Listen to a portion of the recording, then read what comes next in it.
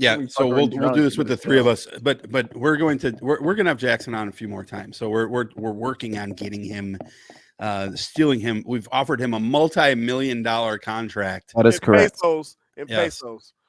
In Venezuela, snitching. it's In Venezuelan currency. Damn, Skip, you always dry snitching. Hey, he get 100. He get 100 million. How do toilet paper? Hey, maybe he didn't read that part of the contract.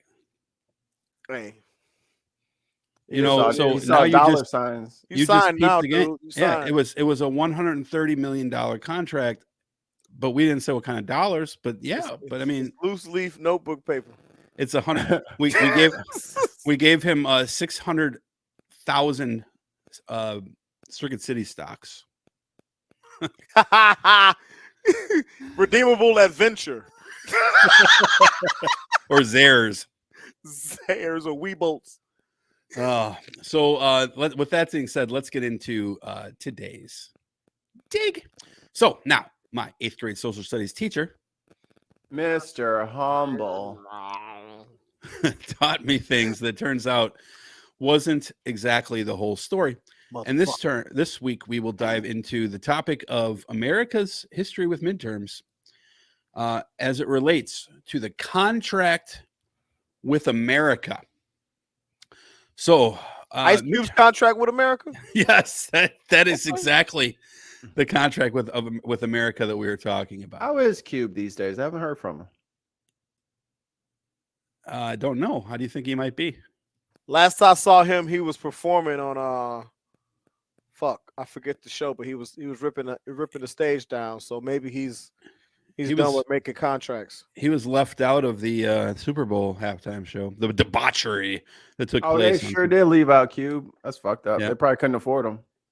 But so midterm elections are always traumatic and usually not great for the party with control of the White House.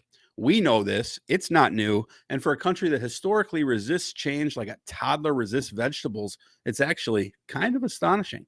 Fucking Rocco. In 1874, during the Ulysses S. Grant presidency, Americans were none too pleased with Reconstruction and all those rights for the emancipated slaves. As conservatives, then Democrats, rallied during the midterm and grabbed 94 House seats in the 1874 election, as well as 9 Senate seats. And that, guys, was with only 37 states in the Union at the time, and with many Southerners unable to vote because of the Civil War.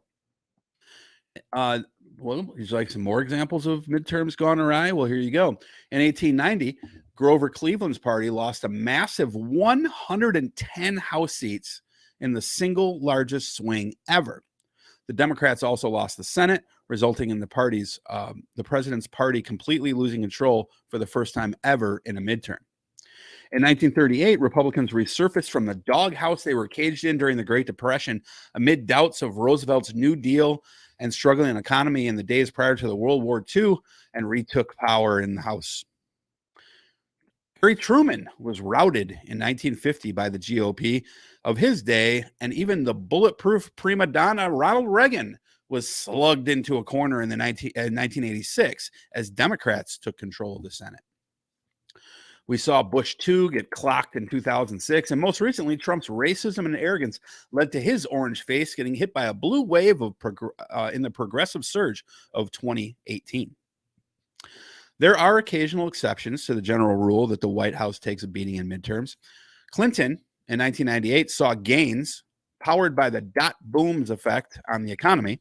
And that doggone saxophone and that weed. I love how you always bring up the saxophone. I always do too. It's actually written in here. Now, the dot boom, of course, invented by his own vice president. And another exception was President George W. Bush in 2002 saw gains powered by the aftermath of the 9/11 terrorist attacks. Got to monopolize on tragedy, financially and politically. Yeah, and of course, those also created by his vice president. Well, depending on if you ask what time you ask Alex Jones. But there are two that stick out the most in recent history. In 2010, the emergence of the Tea Party within the GOP, led by young guns Kevin McCarthy, Paul Ryan, and Eric Cantor, who united the GOP versus all the stimulus money and health care that the Obama administration had the audacity to give away after the 2008 recession. Fucking welfare president, I tell you. Yep. Then God the damn recession, that recession that took place under Obama. Oh, nope. George W. Bush. Now, I am going to do a dig on the Tea Party either next week or the week after. But this time I'm going to start with the I got to movement. get a three-corner hat for that one. You do need a three-corner hat and a I need tinfoil hat too. hat, dude.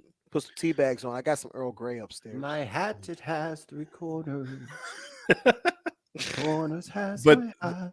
But this week we're going to start with the movement that started it all, at least for recent history. The Contract with America by Speaker Newt Gingrich.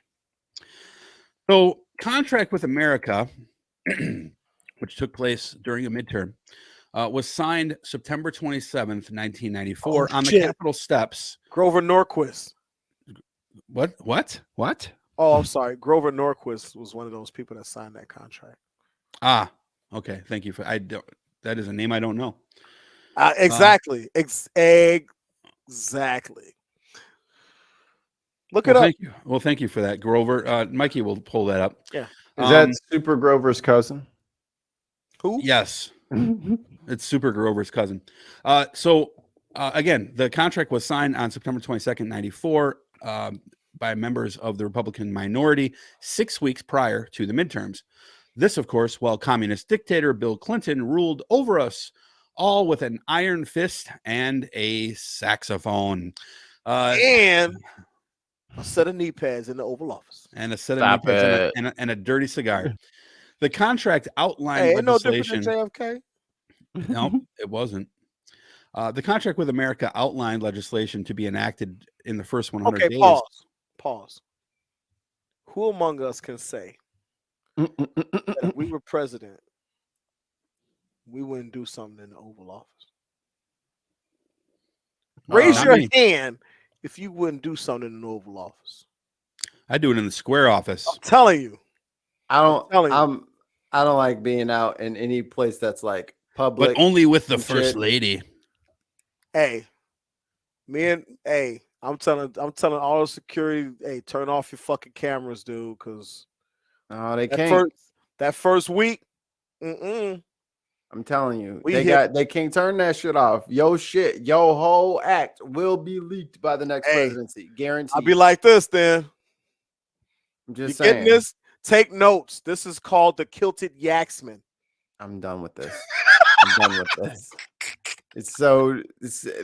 There's no way it would not get leaked out. That's the only risk.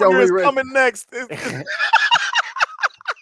There's just no way. What you mean, you guys? That's not me. That's him. Him doing that. That's the Hibiki talking. Hibiki got all the jokes about the Oval Office. Hey, my wife don't be watching these, dude. Oh, we good. Mine either. We're good. Yeah, mine. So, among the proposals of the Contract of America, were tax cuts, a permanent line item veto, measures to reduce crime and provide middle tax class relief, and an amendment requiring term limits and a balanced budget. Of course, the term limits part never came to fruition because they didn't really want that. Oops.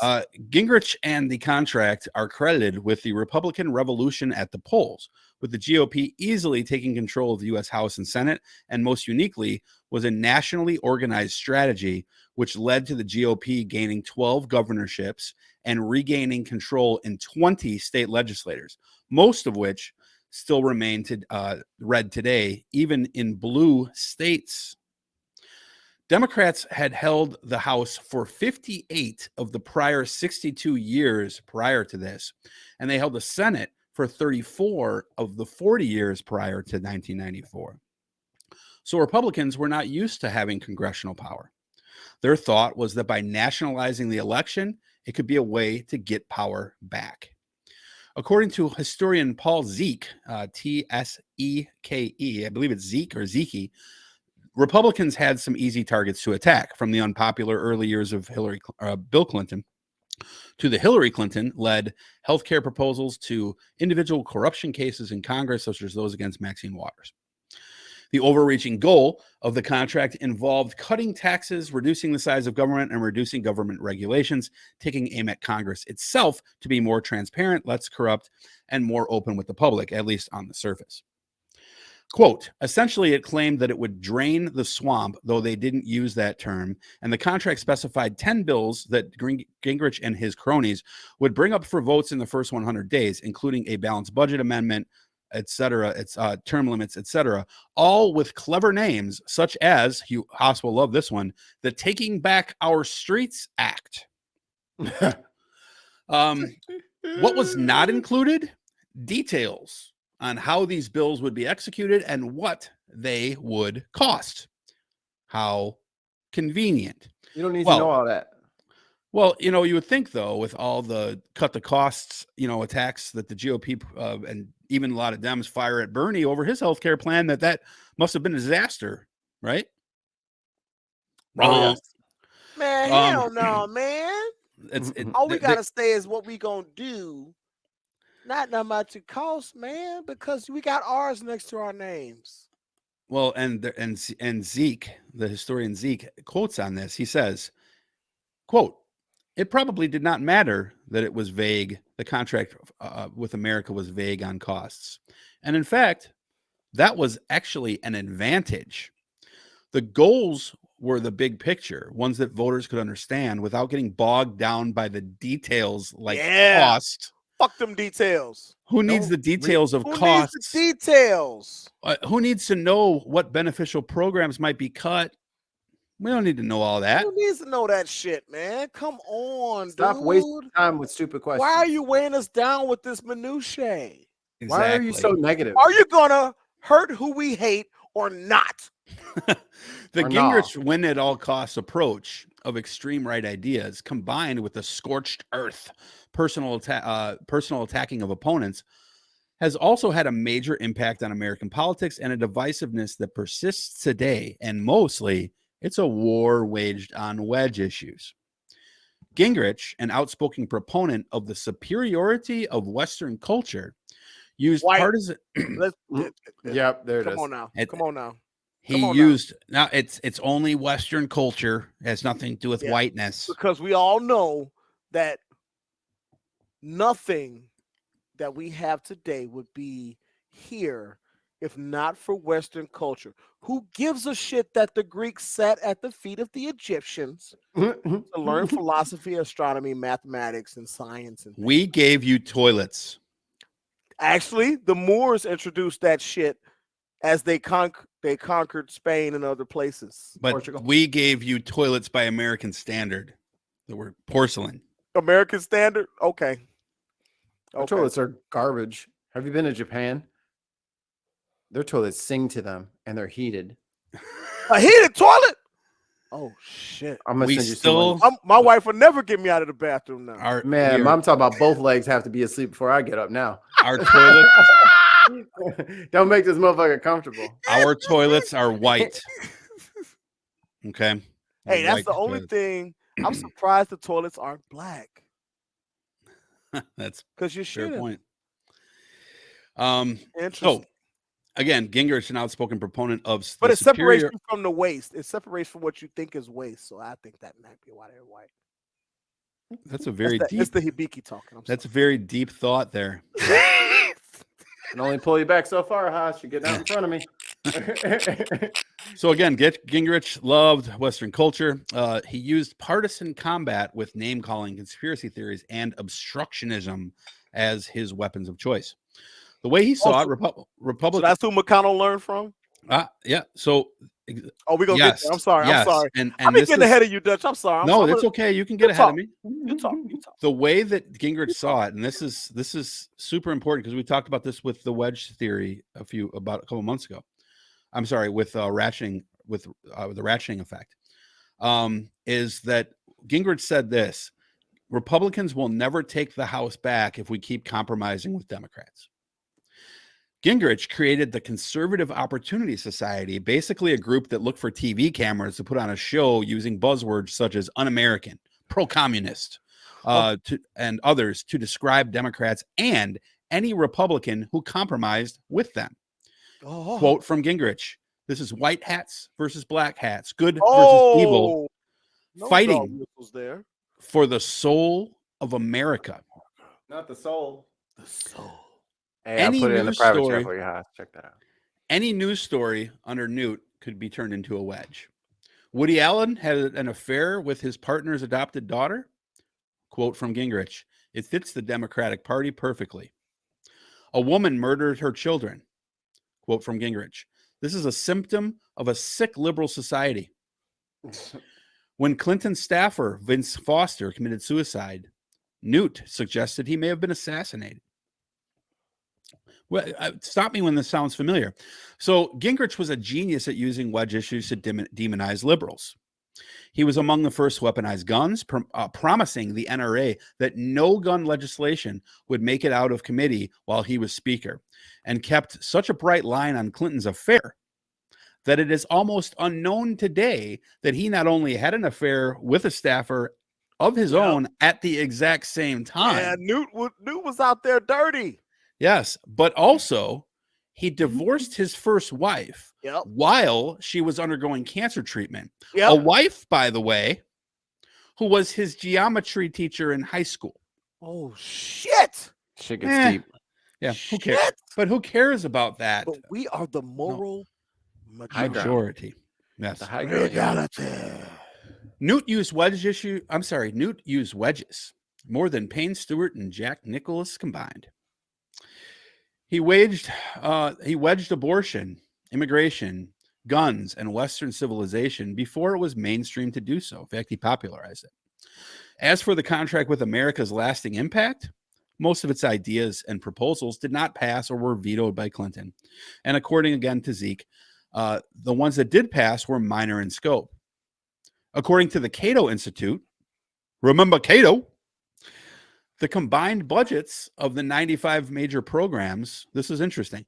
The combined budgets of the 95 major programs that the contract with America promised to eliminate actually increased by 13% by 2000. No matter, because it put Republicans in power in Congress. It put them in power in the states. It put them in power in the courts. Power they've largely held on to in the years since. Newt turned Election Day into a duty, basically a referendum, for conservatives to save their civilization by going to the polls. He also cut the work week for Congress so that more of his staffers' time could be spent fundraising, building that war chest, and he ushered in a new era of money in politics. Newt. So closing this out, that's basically the history on the contract with America. So why are we bringing this up as far as the midterms? Because here we go again. We're in a midterm. And Joe Biden has an approval rating that rivals the Rotten Tomatoes score for Batman versus Superman. Or Morbius. And much like that film, Batman versus Superman. Sharknado. Biden, that actually gets good. Sharknado gets pretty good reviews, dude. And much like BVS, Biden even empowered a big green mindless behemoth to wreak havoc on America, Joe Doomsday Mansion. So while we are doing our part here on Digging America to spotlight candidates who want to protect our republic, we got to ask, what, pray, is the plan of the DNC? And where are you at, Pelosi? Because we don't see it. And if history has any say here, we could be dealing with 1994 once again here in 2022. And we're not talking about the release of the classic Impala SS when we say 1994. No. Or the release of the Tribe Called Quest album, Midnight Marauders. Oh, Midnight Marauders, you're right. I think it was Midnight Marauders. Well, that might have been 95, but I'm in the ballpark. 7 times out of 10, we listen to our music at night. The word maraude means to loot. To loot.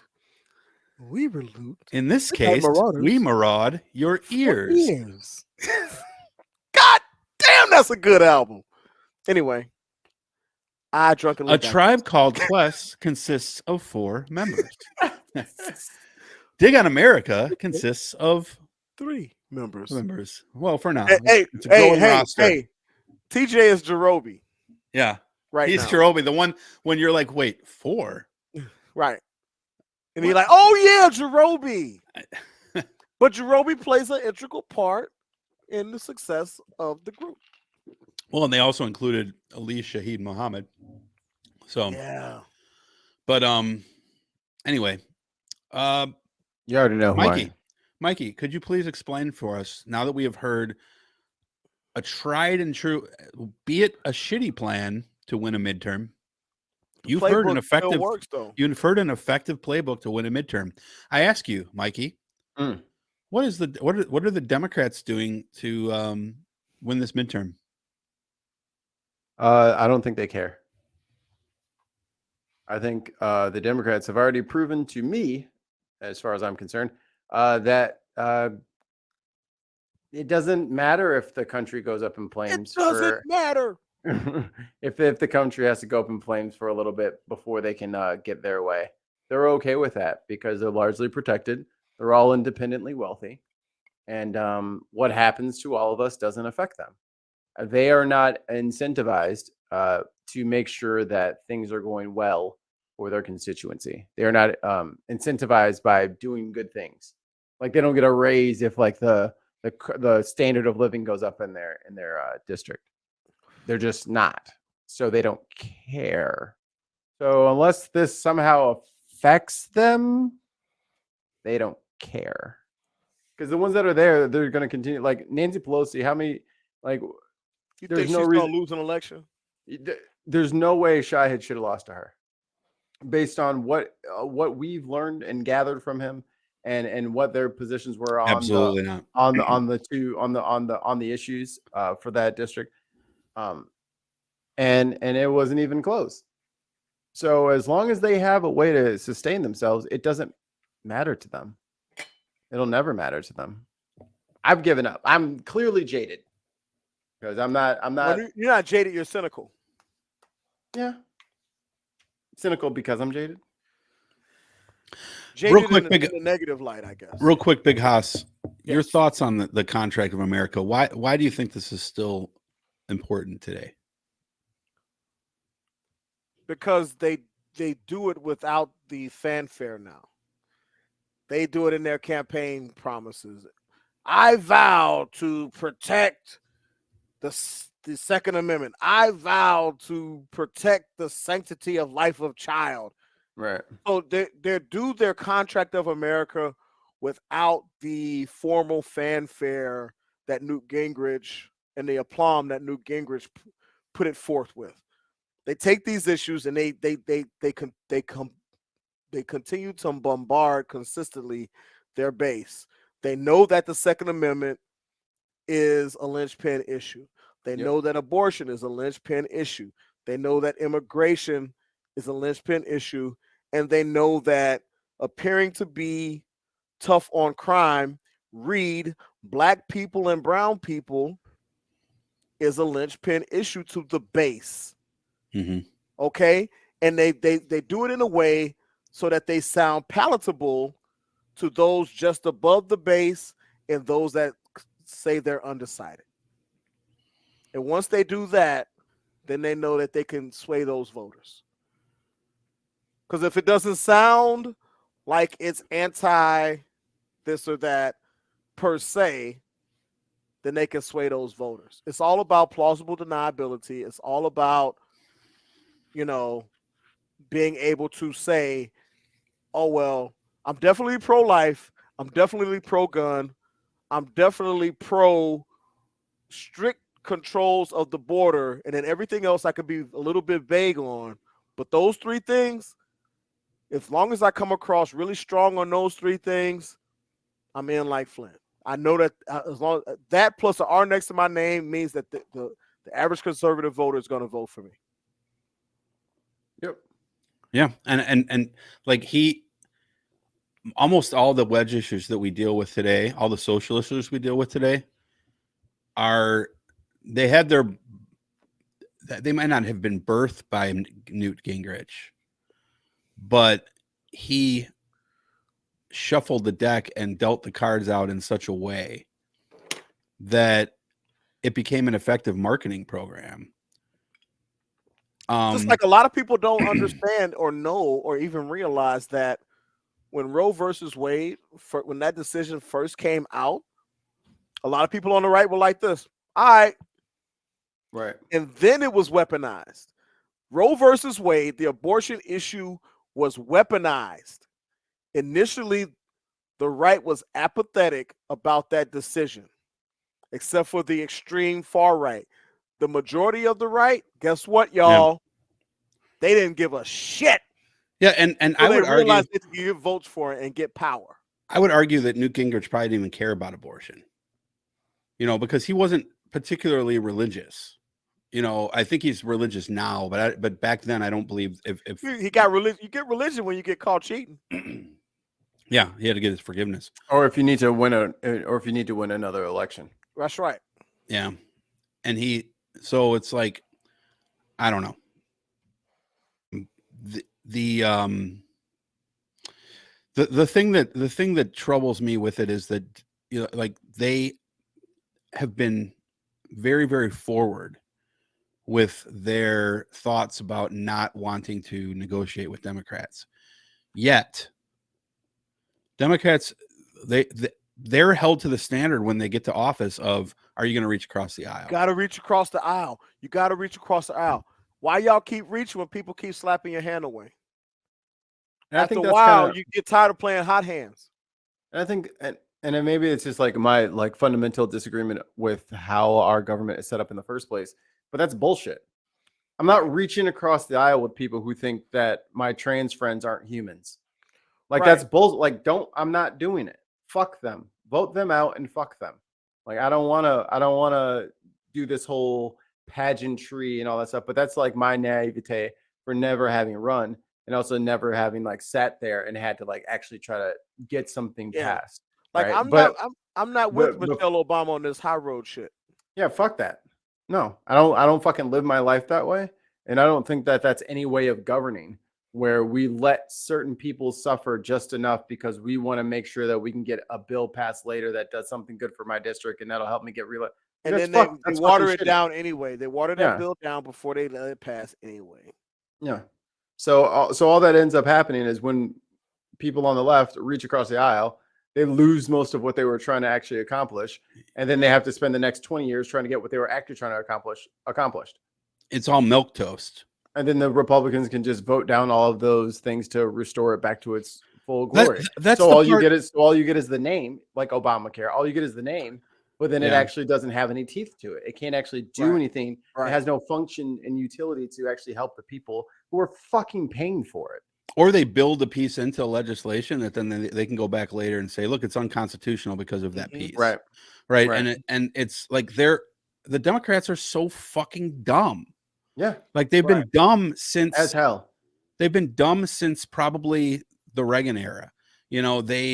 Before that, they were really, and the funny thing is that's right around the time as the party switch. So, completed. Or moved into its more later stages. At least the party switch I think is still going on, but in a way. But so I guess you could probably say that liberals are the stupid ones when it comes to their implementation of politics. Yeah, their marketing. Well, it's their tactics. Yeah, it's how they go about doing business. Because they only have teeth when it comes to making sure that up and comers don't become up and comers. Like they can get vicious then, but when it comes against running against somebody who's literally a Nazi, they just fucking swallow the whistle and they don't know. When it comes to eating their own, yeah. They have a voracious appetite when it comes to eating up people who are trying to get into office for the first time. But when it comes to shutting up a Republican. Now all of a sudden they want to be a little bitch. They don't know how to fucking fight anymore. Trump was an anomaly because I think he was really one of the very few times that they really went full board after him. Generally, they carry water for the George W. Bushes and the Ronald Reagans. No, but they did the exact opposite of what was necessary. Like they refused to adapt. They refused to look at the situation for what it was. Like, oh, he's getting all this viral energy, all this viral they helped him. exposure from the internet. So all they did was fucking talk about him. So now everybody knows his point of view and they don't know yours. Yeah. All they know is that yours, and then when you bring yours up, it's called radical, even by left-wing sources like MSNBC. How often do you see MSNBC or CNN advocating for healthcare? Exactly. But everybody got addicted to that sweet click. Ooh, those clicks. There were so many clicks. I mean, even our show, like, right? Mm-hmm. Like, and my other show, The Bin, like, that largely got started because we were fucking really pissed off about what the Republicans were doing. So we decided to do something about it and to make a show to do all that kind of stuff. So all of those additional clicks we got talking about right-wing nut job issues were good for us. Mm-hmm. But what did it do? But what did it do for the people? Yeah, I mean, our podcast, the Voice from the Underground, started in 2017, early on in Trump. And then once Trump was out of office, literally this became Dig on America the day Joe Biden was sworn in. Right. Because Voice from the Underground was no longer relevant. And then without TJ, obviously, but that besides the point. So I never replaced TJ. Y'all can stop saying that. Well, he's always been here. He's with us. Yeah, just not physically. You'll be in my heart. Where's Bill Collins at? Bill? He's retired now. He's not doing anything anymore. His do you know his bassist? Like the real Amish looking old white dude with the big white beard. He's been on over 1,500 albums. Wow. He is like the hardest working man in the music industry ever. And he's got a fucking Twitch channel now where he just fucking jams out playing some old Phil shit or some Genesis shit. He just fucking gets on there and just fucking jams it up. Fucking great dude. Kind of like Newt. He's just got his hands on every piece of legislation that sucks. Let's put my name on it. Let's put my name on it. So we're going to focus on this again. I'm not sure if I'm going to do that dig next week or the week after, but probably next week I'll do the Tea Party. We have an author coming on the show next week, and should have a good show. But let's just close this off. Haas, I'd like to get your final thoughts on this. What are you expecting out of these midterms, despite all the work we've been putting in? Are we making a difference? Is this us and others like us, because there's others who are doing the same work that we're doing, with getting this message across and trying to defend democracy from those who may storm the Capitol to get their way and then say, we can't work with them, but you should work with us. Do we have a chance against them? Here's what I think, as far as us and people like us that are trying to speak truth to power, and we criticize the left as much as we do the right, as much as we do the center. The people that most need to hear us don't necessarily tune in. So our message, we're a quasi echo chamber, except for Flow State and others like him. But what I would implore our listenership to do is to bring a buddy day every Wednesday. Invite one of your friends that you are at odds with ideologically, politically, to the show. Have them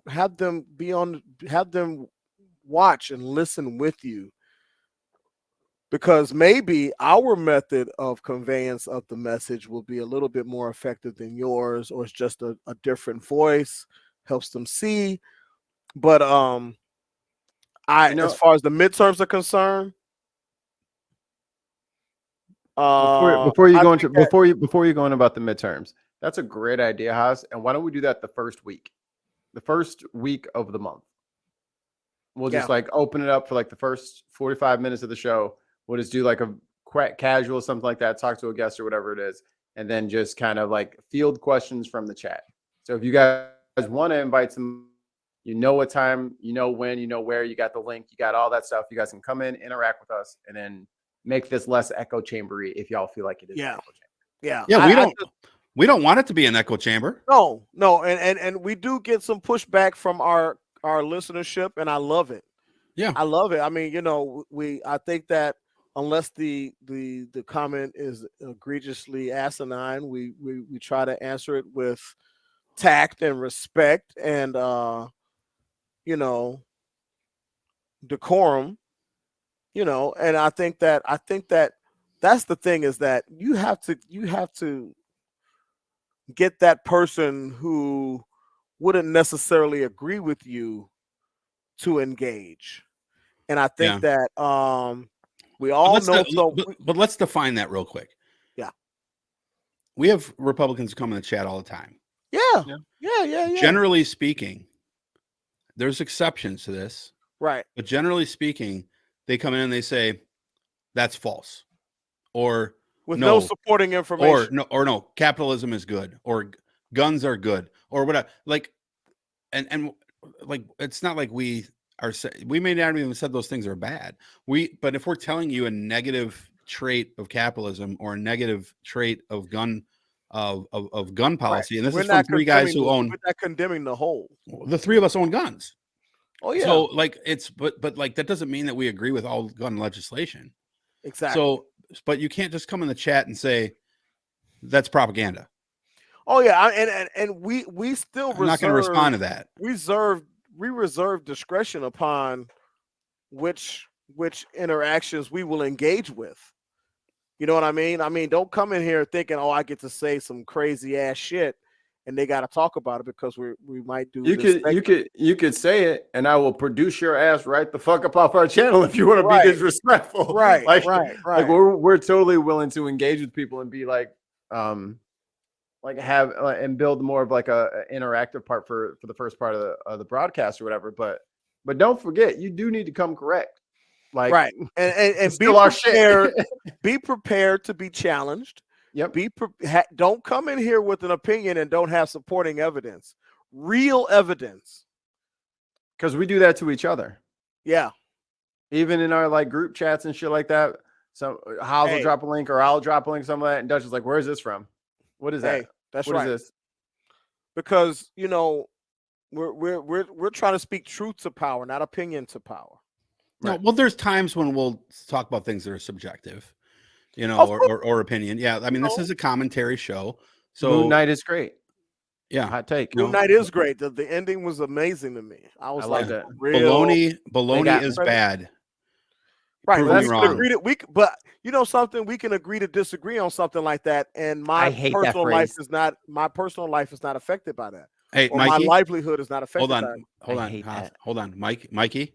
I hate that. Two things can be true at once. Oh no, that's the other one I hate. No. But it's true though. But it's no, true. It's not. It is true. Yes, it is true. That is Mikey, your microphone is black, and it's cold in my house. Yeah, that has nothing to do with what you're talking about. It never does. It never does. No, it never does. He could think baloney is great, and you could think baloney sucks, and those things are both true. Okay, so two things being true at once. No. On the macro level. No, if we're talking about true, we're talking about true. But whenever that is brought up and that phrase is used, it's in two things that don't have to both be true. We say, well, two things can be true at the time, or one of them can be fucking wrong. Like, that's the other part of the Oreo. Oh yeah, but here's the thing: is that here's the thing, Mikey. We're not both right. For the two things to be true, for the two things can be true at the same time to be valid, it has to be demonstrable that both things are true. But if they're both true, then why are we arguing over them? Okay, so it's like saying this. There needs to be something done about the violence in Chicago. Okay. But there needs to be something done about the police disproportionately shooting and killing black people. That's why would someone separate those? That's what I'm saying. But that's the thing is that there's never a time that those things try to. Yeah, you can. Under the utilize on the police conversation, they try to utilize the Chicago thing to mute the police thing. That's bullshit. That's a bullshit argument to say, well, what about Chicago? Let's not worry about police because of Chicago. Or let's not worry about police because of black on black crime, which is a fallacy in itself. Now that's not true, because white on white crime is within percentage points. You have to give me a premise, and then we can give you an example of something that's why you guys can't find an example for it, because it's a linguistic crutch. And it sounds like you guys are used to arguing with people who are always trying to whataboutism. No, I don't agree with you. 2 plus 2 is 4. 2 plus 2 is 4, and 3 plus 1 is 4. But who would argue that one of them isn't true? That's the thing. Hey, so if you ever had to say the thing is that the thing that they're some people argue that there is no police violence, disproportionate police violence against blacks and Latinos. But but everything on the earth can show them that they're wrong. So what? But hold on. But so in what way do I need to say that to them? Because if what they're saying is already stupid. No, you know what I'm saying? The thing is that it's a response to trolls. It's a troll response. When people try to utilize the what about Chicago thing, and what are we going to do about what are you going to do? What are we doing about Chicago? That's a separate conversation. The two things can be true thing is valid, because yes, we need to do something about Chicago, even though the trend is down, except for the last couple years. Intermittently, there's been upward ticks.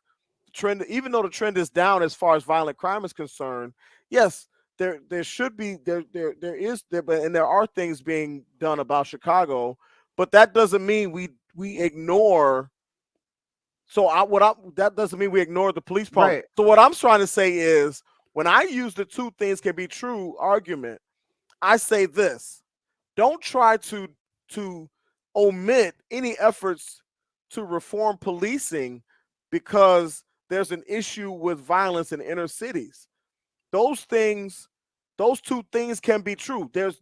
Don't tell me that, I can't talk about violence at the hands of state agents because of a largely systemic issue that cycles into the increase in violence in urban areas. Don't tell me that, because two things can be true at one time. I think it's a trap. It's though if someone makes you say that, then you've already lost the argument, because what they're doing is they're conflating two things that are non-related, and then you have to come back and say two things can be true at the same time. Don't have to. But when people say that, you're playing their game. Like you're presupposing their position off rip, and you don't have to. I do? And because I hold on, and I never do that shit, because I don't get into many debates with Christians over many things, or many people over race or anything like that, because I'm just done with the whole debating thing. But if I do get in there, as soon as they start trying to make me speak their language, I utterly refuse it. Mm-hmm. I'm like, no, we're going to talk about only things that we can prove. We're only going to talk about these things. And this is what we're talking about. As soon as they start shimming and shamming and they want to talk about this, that, and the third, I'm not interested in all that. That's not what I'm here to talk to you about. You can talk to somebody else about that. But if you do the two things at the same time, now they can start bringing in all this outside noise to fucking help them win some sort of fictional point, when all they've done is waste your time and distract you. That's why. Often what happens is people that engage in whataboutism often engage in pivoting, often engage in deflection and other tactics, because they know that they can't win the main. Right. Which is why I never have a use of saying that, because if you don't want to stay on topic, then you can leave. No, but see, I think what Haas is describing there, and I understand where he's going, but I think in that particular example, he was more describing a deflection or a straw man. In the conversation he was talking about defund the police and Chicago crime, because defund the police has nothing to do with the Chicago crime. Right. Chicago is an economic thing. It has nothing to do with the policing.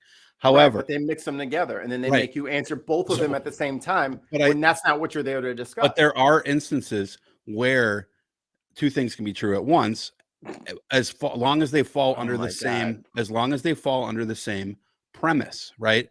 So just because you have a premise and a solid premise doesn't mean that every single piece of deductive reasoning is going to, that anyone could come up with, is going to support that premise. I'll give you an example.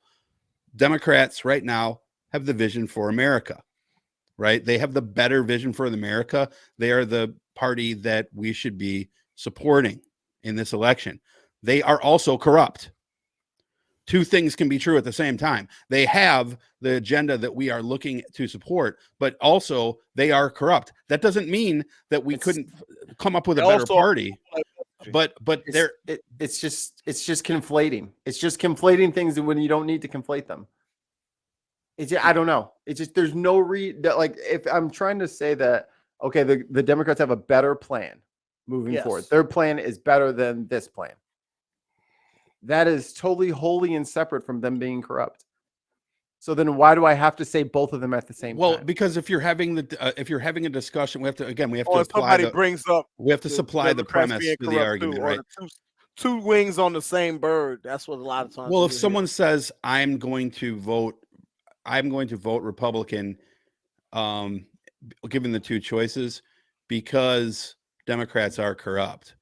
Okay, that is their argument. Then that's fine. That is true. I agree with that. But also at the same time, the other party is also corrupt, and the Democratic platform is better for people who make the amount of money that person who's making that argument, this fictitious person, it has. So those are the instances where. No, I'm not. Then you would be the whatabouter. So it's not whatabouting. So instead of whatabouting, you're doing two things can be true at the same time. It's the reverse whataboutery. It's not really, really, because if someone is basing their entire argument on why they're going to vote for Republican over Democratic corruption, there is a valid point to be made there. A, that there is also corruption on the Republican side, and B, that the platform that the Democratic Party has is clearly superior, at least on the surface. So it is also an instance where I could say two things can be true at once, that the Democratic Party has this platform, but we all know that once they get into power, they don't actually do anything to put it into effect. That is also a true statement, right? So it is not that I'm not conflating anything there. I am just describing the totality of the situation. You're attaching information to your original idea in a way that will influence somebody to hopefully change their mind. Good, bad, or indifferent, that's manipulation. And good, bad, or indifferent, that's kind of whataboutery. It's like, oh, you're bad at this. It's like, I am bad at this, but I'm also good at this. Two things can be true at the same time. Like, that's the same thing. It's different language, but it's ultimately the same point. Like, if someone has a problem with the Democrats being corrupt, then my job, if that's what they're coming to me with, then I need to fight the corruption thing, right? Not say they are corrupt, but they also do this. Two things can be true at the same time. Like, it doesn't matter. Like, you're now guilty of the same game that they play with whataboutery. It's the same thing in reverse. You're volunteering information that people aren't asking for just to prove your point. And I don't think it's whataboutery, because whataboutery would be this and that, or if the only, but that's the same thing. So that would be if that was my only deflection. If I am giving you a robust argument and I grant you a point, there we go, right? That doesn't mean that your argument doesn't have some valid points, but it's not a complete argument, and it's only based on pieces of data, and it's not the complete picture. So you have to put the full picture into play in order to have a robust conversation about these things and be, as you like to call it, an interlocutor. So and that's the thing, is that a lot of times the conservatives that you end up in a debate with, they act like there is no such thing as nuance or context or things of that nature, and there's just this one true path, right? Like, for me to get to Chicago from my house, I have to get 4 or 5 different routes. No, you have to get on 30, then you have to get on 55. But I don't. No, that's the only way. Yeah, exactly. That's the thing. And it's like, no, I don't necessarily. I could do like my grandma used to do, God rest her soul. She would drive out here and take the side roads the whole way. Nah, if she tripping, don't do that. It She's take like, you 3 weeks. I don't feel comfortable on the expressway, baby. Man. Hey, you know what? Here's some news for you. Mikey's wrong. Let's go and the human origin act. Two things can be true at once.